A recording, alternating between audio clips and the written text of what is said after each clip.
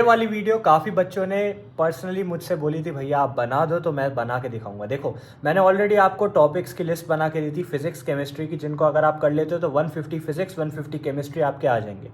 वो टॉपिक की list NCERT based थी, एंड इस बार कितना पेपर एनसीईआरटी से आया उसके लिए मैंने एक फ्लो चार्ट, डायग्राम्स, वो सब भी बनाया था, नीचे वीडियो मिल जाएगी। इस वीडियो में हम नीट 2023 का इस साल का पेपर उठाएंगे केमिस्ट्री का। पहले ऐसी 3 वीडियो आने वाली है, फिजिक्स, केमिस्ट्री, बायो की। इस वीडियो में हम केमिस्ट्री का पेपर उठाएंगे, पर्सनली खोल के मैं सॉल्व करूंगा एक एक क्वेश्चन को, और देखेंगे कितने क्वेश्चन एनसीईआरटी से हमें डायरेक्ट उठाने को मिल जाते हैं। तो इससे आपको 3 चीज़ें पता चलेंगी। सबसे पहली चीज़, एनसीईआरटी में कहाँ से क्वेश्चन उठाए जा रहे हैं। सेकेंड चीज़, कितने क्वेश्चन डायरेक्टली उठाए जा रहे हैं, कितने क्वेश्चन इनडायरेक्टली थोड़े ट्विस्ट करके उठाए जा रहे हैं। एंड थर्ड चीज़, अगर आप सिर्फ एनसीईआरटी पढ़ लेते तो फिजिक्स केमिस्ट्री में कितने क्वेश्चंस आप ठीक कर सकते थे एंड कितने नंबर ला सकते थे। तो चलो इस वीडियो को स्टार्ट करते हैं। तो पहला क्वेश्चन, क्वेश्चन नंबर 51 आपको दिख रहा है, गिवन कंपाउंड जो है किसका एग्जांपल है, इन्होंने पूछा है। तो पेज नंबर 293 अगर आप हेलो एल्केन का खोलोगे तो यहाँ एक डायग्राम दिख जाएगा। तो डायग्राम्स आर वेरी इंपॉर्टेंट, ठीक है। कभी कभार आप थ्योरी को स्किप कर सकते हो लेकिन डायग्राम्स को स्किप नहीं करोगे, ठीक है। डायग्राम्स में एलाइलिक कार्बन आपको दिख रहा है, तो यहाँ पे सिंपली ये डायग्राम इसी को रिजेंबल करता है, तो यहाँ एलाइलिक इसका आंसर होने वाला था। बहुत सिंपल स्ट्रेट फॉरवर्ड क्वेश्चन था। Question number 52, intermolecular forces are forces of attraction and repulsion, समझ गए, between interacting particles that will include, पूछा है क्या क्या इंक्लूड होगा। तो पेज नंबर 110 अगर केमिकल बॉन्डिंग का आप खोल लेते तो यहाँ पे आपको साफ दिखेगा डज नॉट इंक्लूड, ठीक है। तो ऐसे क्वेश्चंस जिसमें मल्टीपल, ठीक है, मतलब ग्रेटर देन 4 मान लो, ऑप्शंस दे रखे हैं, यहाँ पे हमको क्या यूज करना है, एलिमिनेशन मेथड यूज करो। तो यहाँ क्या लिखा है, does not include covalent bonds, तो कोवेलेंट बॉन्ड इसका एग्जांपल नहीं हो सकता है, तो डी वाला एग्जांपल नहीं होना था। जहां जहां डी हटा दो, ये नहीं हो सकता, ये नहीं हो सकता, ये नहीं हो सकता, आंसर होना था 3। तो क्या क्या है, डी छोड़ के सब कुछ, dipole dipole, dipole induce dipole, hydrogen dispersion, यहाँ पे भी आपको ये सारे एग्जाम्पल दिख जाते हैं। Question number 53, which among the following molecules on polymerization produces neoprene. यहाँ बच्चा कंफ्यूज हो सकता था, उन्होंने नियोप्रीन किससे बनता है, ठीक है, ये नहीं पूछा नियोप्रीन क्या होता है, नहीं, उन्होंने पूछा किससे नियोप्रीन बनता है। तो यहाँ पे सिंपली आपको पेज नंबर 44 में पॉलीमर्स में दिख जाता, क्लोरोप्रीन के पॉलीमराइजेशन से नियोप्रीन बन रहा था। उसका आप नेम भी याद कर सकते थे, IUPAC 2 क्लोरो 1 3 ब्यूटा 1 3 डाइइन। तो इसका एग्जाम्पल कहाँ पे, कहाँ दिख रहा है आपको, ये रहा, इसका आंसर 2 होने वाला था।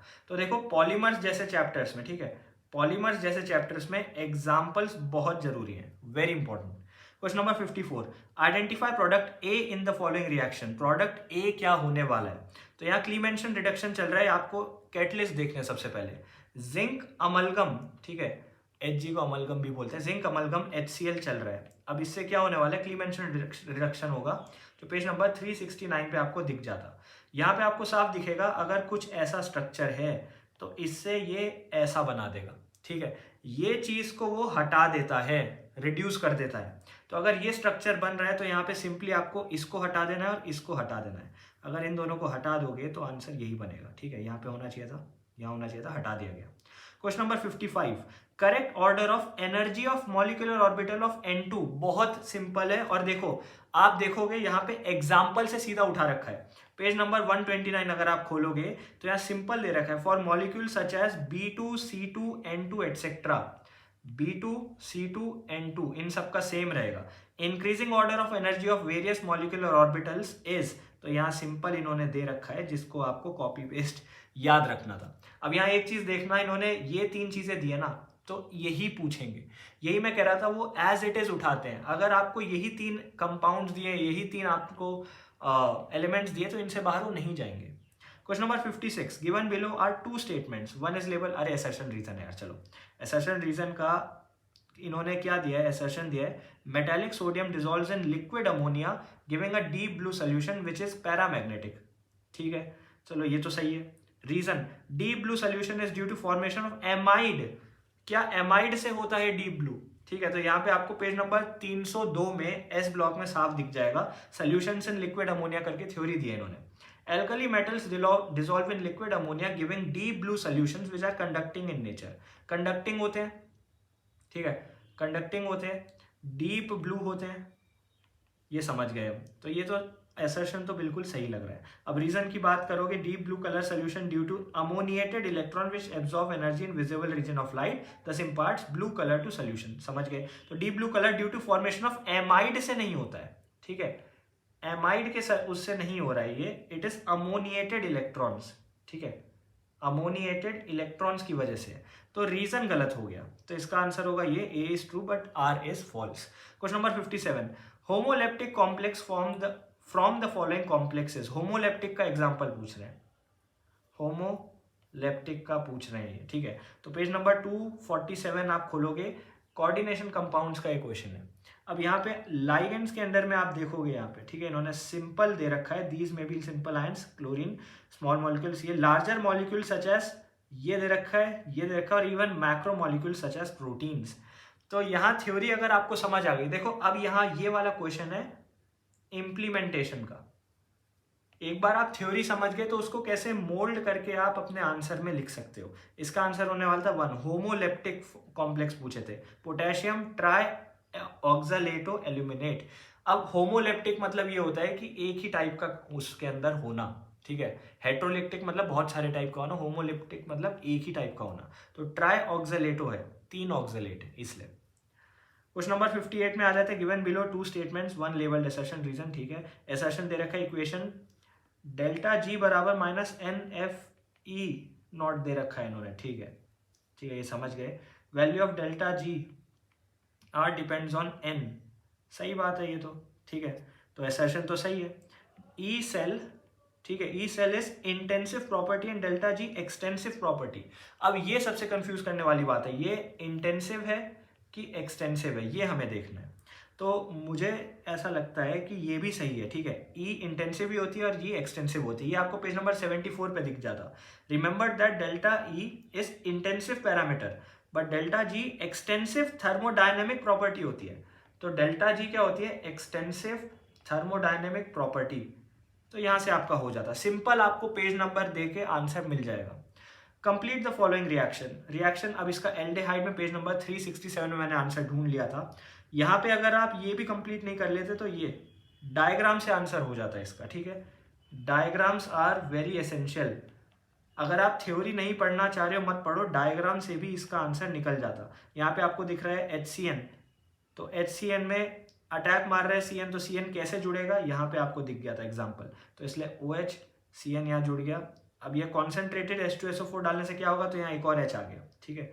तो ये वाला स्टेप जो है वो इसको डिटरमाइन कर रहा था, मतलब यही दिखाना चाह रहा था। तो सिंपल था क्वेश्चन। Question number 62। अब 59 के बाद 62 बीच के जो क्वेश्चन है वो डायरेक्टली एनसीईआरटी से नहीं उठाए गए, तो यहाँ हमने डिस्कस नहीं किए। 62 की बात करें, स्टेबिलिटी को फैक्टर लिया, विच of the following represents correct relationship. तो यहाँ पेज नंबर P ब्लॉक का 312 में आपको दिख जाएगा, stability of +1 oxidation state progressively increases for heavier elements, ठीक है। तो एल्यूमिनियम उससे ज्यादा गैलीनियम, उससे ज्यादा आयन, उससे ज्यादा Tl, ठीक है, ये आपको दिख गया। थैलियम में +1 ऑक्सीजन स्टेट प्रीडोमिनेंट होता है, तो थैलियम में +1 रहना चाहिए, तो ये इसका आंसर इजीली हो जाएगा। Question number 63, which of the following reactions will not give primary amines as product. तो प्राइमरी अमीन नहीं आना चाहिए, तो ये आप थ्योरी से भी कर सकते थे, एग्जाम्पल से भी कर सकते थे। रिडक्शन ऑफ एमाइड में भी दिख जाएगा और ऊपर भी दिख जाएगा आपको, ठीक है। Amides on reduction with lithium aluminium hydride LH, ठीक है, LH की बात कर रहे हैं वो, यील्ड एमाइंस, ठीक है। अब यहाँ से आपको आंसर दिख जाता है, not give primary amine. Primary amine कहाँ से नहीं दिखता इन्हें? तो इसका आंसर होने वाला था 3, यहाँ से इनको प्राइमरी अमीन नहीं दिखता। देखो LiAH4 को आप ला भी लिख सकते हो, तो कंफ्यूज होने वाली कोई बात नहीं है। अब आते हैं क्वेश्चन नंबर 64 में, among the given options which of the following molecules act as Lewis acid, ठीक है, लुईस एसिड की तरह क्या एक्ट करेगा? तो ये BF3 होने वाला था इसका आंसर। क्वेश्चन नंबर अगर 106 की बात करें, केमिकल बॉन्डिंग का PYQ है सिंपली, ठीक है, PYQ है ये केमिकल बॉन्डिंग का। तो अगर आप PYQs भी कर लेते हो तो आपके काफी क्वेश्चंस बन जाएंगे। असल में ये थ्योरेटिकल क्वेश्चन है, ठीक है, इसका कोई एग्जाम्पल नहीं दिया था एनसीईआरटी में, इसकी कोई वैसे वो नहीं दी थी, क्वेश्चन प्रैक्टिस नहीं दिया था। इसका थ्योरी से क्वेश्चन इन्होंने उठा रखा है, इसका आंसर होता है BF3, क्योंकि ये नीट 2016 में आ रखा है। Question number 65, consider the following reaction, identify the product P। Product P बताना है, HBr डाला है 2 मिथाइल ब्यूटेन 2 ऑल में, ठीक है। तो ये सिंपल आपको दिख रहा है, एनसीईआरटी का एग्जाम्पल है, एल्कोहल पेज नंबर 354 का एनसीईआरटी का एग्जाम्पल है, ठीक है। यहाँ पे आपको दिख रहा है HBr डालने पे क्या हुआ, Br यहाँ पे जुड़ गया। क्यों जुड़ा, कैसे जुड़ा, यहाँ पे O निकल जाना था या ऑक्सीजन निकल जाना था तो यहाँ पर जुड़ना चाहिए था, यहाँ क्यों जुड़ा, क्योंकि वो शिफ्ट हुआ है, ठीक है, हाइड्राइड शिफ्ट कहते हैं उसे। तो इसकी वजह से इसका आंसर होने वाला है ये। Question number 66, identify product in following reactions. Product पूछ रहे हैं, Cu2Br2 HBr डाला है, Mg ड्राइथर H2O डाला है, प्रोडक्ट बताना है। तो ये भी सिंपली आपको पेज नंबर 405 में अमीन्स में दिख जाएगा।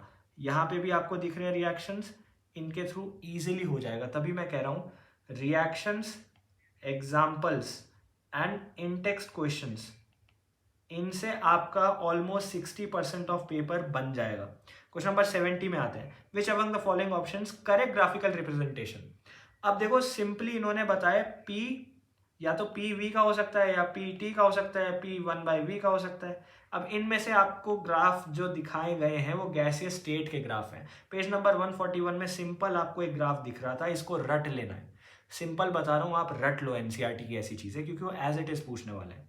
Question number 72, relation between NM दे रखा है, M दे रखा है और L भी दे रखा होगा, ठीक है। NM दे रखा है, M दे रखा है, L दे रखा है, इनके बीच के रिलेशन बताना है। तो यहाँ से डिड्यूस कर सकते हो आप। पेज नंबर 55 खोलोगे एटॉमिक स्ट्रक्चर का, तो वहाँ दिया orientation of orbital with respect to standard set of coordinate axis, ठीक है। Sub shell defined by L value 2L+1 value of M are possible, these value are given by, नीचे पूरी theory दी थी और कैलकुलेशन दी थी, उसकी भी जरूरत नहीं है आपको, यहीं से आपका आंसर हो जाता है। 2L+1 आपको दे रखा है, तो NM बराबर 2L+1 डाल देते, तो L यहाँ से 2M, ठीक है, -1/2 आ जाता। ये होना चाहिए था इसका answer. Question number 73, conductivity of centimolar solution of KCl दे रखी है, इतनी है, ठीक है। कंडक्टिविटी दे रखी है, रेजिस्टेंस ऑफ सेल दे रखा है, टेम्परेचर दे रखा है और वैल्यू ऑफ सेल कांस्टेंट पूछा है। अब सेल कांस्टेंट की वैल्यू कैसे निकालते हैं, सेल कांस्टेंट की वैल्यू होती क्या है पहले ये तो जान लो। अब सिंपल फॉर्मूला दे रखा है इन्होंने 3.1 चैप्टर 3 का, इलेक्ट्रोस्टैटिक्स का है। पेज नंबर 79 में इसका आंसर दे रखा था। L/A जो होता है ना, इसको कहते हैं सेल कांस्टेंट, ठीक है, क्योंकि ये उसके डायमेंशंस बताता है, उसका साइज, उसका वॉल्यूम, ये सब जो कि चेंज नहीं होती है। केमिकल रिएक्शंस में ये सब चेंज नहीं होता है, इसलिए इसे सेल कांस्टेंट कहते हैं। तो ये आपको सिंपल एक फॉर्मूले में पुट कर देना था, G बराबर 1/R होता है, R, और इसको R क्या होता है उसको यहाँ पुट कर दो, तो ये हो गया A/ρL, ठीक है। तो A/L भी इसको ला सकते थे। Question number 81, given below are 2 statements, assertion reason. assertion दे रखा है, reaction can have zero activation energy. Zero activation energy क्या किसी की हो सकती है, और रीजन दिया है minimum extra amount of energy absorb, जो भी दे रखा है इन्होंने, that their energy becomes equal to threshold value is called activation energy. अब ये कहाँ से मिलेगा, ये आपको डायग्राम से भी समझ आ सकता था, लेकिन मैं चाहूंगा इसमें आप थ्योरी पढ़ो। तो थ्योरी आप करेक्टली अगर पढ़ लेते तो स्मॉल अमाउंट ऑफ कैटलिस्ट, ये सब ठीक है, पैथवे रिएक्शन एनर्जी, ये सब स्पॉन्टेनियस रिएक्शंस, ठीक है। Delta G of reaction catalyse spontaneous reaction, does not catalyse non spontaneous reaction, found that catalyst does not change equilibrium constant. यहाँ से आपको समझ आ जाना चाहिए कि एक्टिवेशन एनर्जी होती है एंड मिनिमम एक्स्ट्रा एनर्जी जो उसको ओवरकम करने के लिए लगती है, जो यहाँ डायग्राम में आपको दिख रही है कैटलिस्ट के साथ जो दी गई है। तो ये डायग्राम से आपका इजिली हो जाता, पेज नंबर 113 में। क्वेश्चन नंबर 84 खोलोगे, स्टेटमेंट करेक्ट कौन सी है पूछी है इन्होंने। तो daily requirement of Mg and calcium in human body estimated to be 0.2 to 0.3 gram. ये सिर्फ रटने वाली चीज़ थी, ठीक है, इसको रटना ही पड़ता है, इसका कोई और अल्टरनेटिव नहीं है, इसको समझ के नहीं कर सकते। पेज नंबर 312 है एस ब्लॉक का, यहाँ पे आपको दिख जाएगा adult body contains about 25 gram of Mg and 1200 gram of calcium compared with only 5 gram of iron, 0.06 gram of copper. Daily requirement of human body has been estimated to be 200 से 300 milligram, 200 से 300 milligram. इसको तो आपको रटना ही पड़ता है, इसको और कोई इसका आंसर नहीं था। Question number 85, in Lasagna's extract of organic compound both nitrogen sulfur are present which gives blood red color with Fe3+ due to formation of। क्या फॉर्मेशन होता है ब्लड रेड कलर के लिए, ये स्ट्रेट फॉरवर्ड क्वेश्चन है, इसको आपको reactions भी याद करने की जरूरत नहीं थी, इसका आंसर होना चाहिए था ये FeSCN2 नेगेटिव, ठीक है, FeSCN2 पॉजिटिव, सॉरी, ये होना चाहिए था। ये एक्वस होता है और ये डीप रेड कलर दे देता है। Effect of concentration experiment page number 210 में आपको दिख जाएगा। On balancing even redox reaction, अब रिडॉक्स का क्वेश्चन है। रिडॉक्स काफ़ी बच्चे छोड़ देते हैं, लेकिन रिडॉक्स से 1 से 2 क्वेश्चन आते ही आते हैं, तो मैं चाहूँगा आप इसको लीव ना करो तो बेटर रहेगा।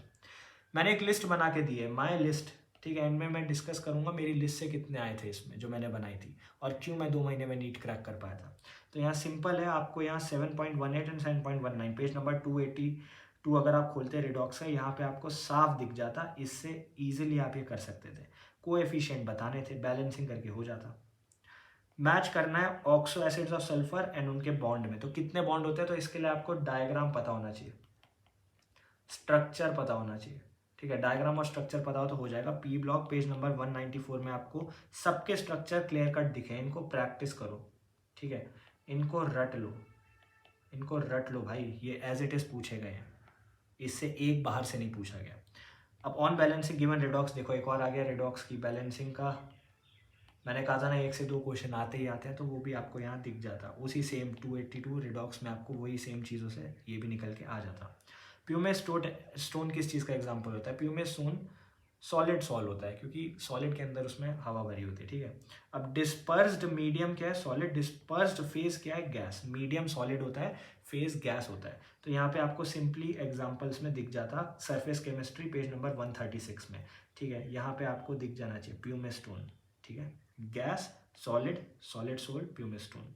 Next question 98, which among the following option correct? Correct कौन सा ये बताना है। तो यार ये तो सिंपली एक फॉर्मूला होता है, सबको पता होना चाहिए, pretty simple formula, delta H बराबर delta U plus delta N G R T. ये फॉर्मूला तो याद होना ही चाहिए, प्लस माइनस की गलती मत करना है, प्लस ही होना चाहिए, ठीक है। तो इसका आंसर होगा ये। अब यहाँ पे आपको ये रहा 6.12 पेज नंबर 167 थर्मोडायनेमिक्स में आपको सिंपल ये फॉर्मूला लिखा हुआ दिख रहा है। अब अगर आप फॉर्मूले भी स्किप कर दोगे तो बहुत बुरी हालत हो जाएगी, इनको तो बिल्कुल स्किप मत करना। What fraction of one edge centred octahedral void, ठीक है, ऑक्टाहेड्रल वॉइड बोला है, in 1 unit cell of FCC. FCC की बात कही है तो इसका 1/4 होता है। ये पीवाईक्यू भी था एक, ठीक है, ये एक पीवाईक्यू क्वेश्चन भी था। तो octahedral void located on 1/4 of each void belong to particular unit cell, page number 19 solid state में आपको मिल जाएगा। सॉलिड स्टेट से लोग बच्चे बहुत डरते हैं, सॉलिड स्टेट से डरना नहीं है। अगर आप सॉलिड स्टेट के फॉर्मूले कर लेते हो, ठीक है, अगर सॉलिड स्टेट के स्ट्रक्चर देख लेते हो एंड 3D विजुअलाइजेशन कर पाते हो, तो आपको कोई नहीं रोक सकता इसमें अच्छा परफॉर्म करने से। बस इसके साथ ख़त्म हो गया। तो अब हम इसको एक ओवरव्यू देता हूँ मैं आपको, ठीक है। ओवरव्यू अगर आपको चाहिए तो मैं बताता हूँ। फ्रॉम माई लिस्ट, मैंने एक लिस्ट बना के दी थी, इन टॉपिक्स की लिस्ट थी वो, ठीक है। इन टॉपिक्स को अगर आप कर लोगे तो आपके 150 प्लस केमिस्ट्री, 150 प्लस फिजिक्स में आने ही आने हैं। एंड मेरे टॉपिक्स की जो लिस्ट है उसमें से मोर देन 85% पेपर आया केमिस्ट्री का, ठीक है। मोर देन 85% जो डायरेक्ट उठाया गया था, ठीक है। ये मैं कह रहा हूँ डायरेक्ट। अगर मैं इनडायरेक्ट की बात करूँ तो वो मोर देन 95% ऑफ पेपर था जो कि केमिस्ट्री का इनडायरेक्ट उठाया गया था। अब वो लिस्ट कहाँ मिलेगी उसके लिए वीडियो है नीचे डिस्क्रिप्शन में, तुम्हें मिल जाएगी, वहाँ से आप देख सकते हो। एक चीज़ और तुम्हें याद रखनी है, अगर तुम PYQs कर लेते हो, ठीक है, अगर तुम NCERT के इन टेक्स्ट कर लेते हो, ठीक है, अगर तुम ओन नोट्स पढ़ लेते हो एंड लास्ट में अगर तुम देख लेते हो कि NCERT के इंटेक्स क्वेश्चन, देखो ये ज़्यादा नहीं है, ये 300 कह रहा हूँ मैं, हर चैप्टर में 10 से 12 है, 30 चैप्टर है, आराम से 300 क्वेश्चन है, इससे ज़्यादा नहीं है। और इसके साथ अगर तुम एक्स्ट्रा क्वेश्चन प्रैक्टिस कर लेते हो, ठीक है, तो तुम्हें कोई नहीं रोक सकता केमिस्ट्री में 150 प्लस लाने से। ये क्वेश्चन पेपर जो आपने देखा आपको भी समझ आ गया, 85% पेपर तो सीधा सीधा NCERT से उठाया गया है डायरेक्ट। तो NCERT करनी बहुत ज़रूरी है, आपको नीचे वीडियोस मिल जाएंगी कैसे पढ़नी है, क्या पढ़नी है। फिजिक्स का सून आने वाला है, बायो का सून आने वाला है। I hope this video help. तो देखो ये स्पीड सॉल्विंग से आपको समझ आ ही गया होगा कि NCERT केमिस्ट्री डायरेक्ट 2023 की अगर मैं बात करूँ तो डायरेक्ट NCERT से 45 to 47 क्वेश्चन उठाए गए थे, विदाउट चेंज करे, विदाउट वैल्यू चेंज करे, विदाउट एग्जाम्पल चेंज करे, विदाउट ऑप्शन चेंज करे। एग्जाम्पल्स की बात करूँ तो 6 to 8 क्वेश्चन NCERT के अंदर के एग्जाम्पल से उठाए गए थे। तो NCERT पढ़नी बहुत ज़रूरी है। और अगर PYQs की बात करूँ तो 1 से 2 क्वेश्चन डायरेक्ट PYQ से उठाए गए थे।